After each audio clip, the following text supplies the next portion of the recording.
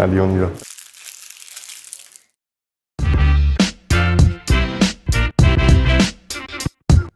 Emmanuel Andrieux, chef de cuisine au manoir de Tourgeville depuis 7 ans.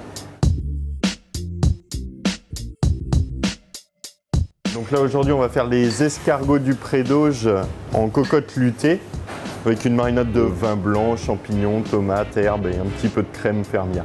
C'est les escargots du Pré-d'Auge.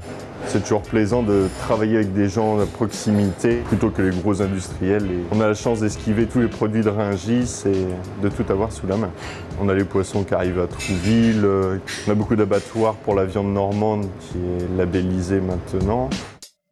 Pour faire la recette, il nous faut 30 minutes. Donc on va faire blondir l'ail, faire suer un petit peu les oignons avec les champignons, mouiller au vin blanc, poivrer. Tous nos ingrédients vont bouillir, se mélanger et parfumer les uns aux autres.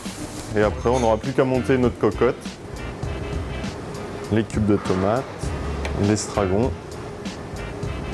Après, on va rajouter une cuillère de crème. On utilise de la crème fermière fournie par la ferme de l'Oraille à 10 km. Pour cuisiner la crème, évitez de la faire bouillir. Dès que la crème bout, elle perd de l'humidité et tout le gras remonte à la surface. On va mettre un petit peu de dorure tout autour pour être sûr que ce soit bien fermé et que ça soude. Donc là, on va disposer nos cercles de feuilletage sur nos cocottes.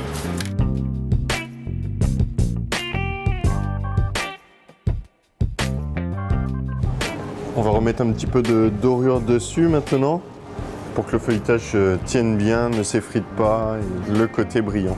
On va assaisonner un petit peu le feuilletage avant de l'enfourner. Une fois doré, on les enfourne 12 minutes.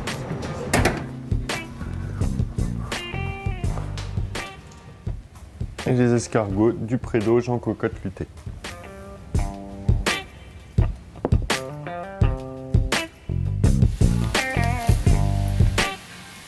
Très chaud, très bon.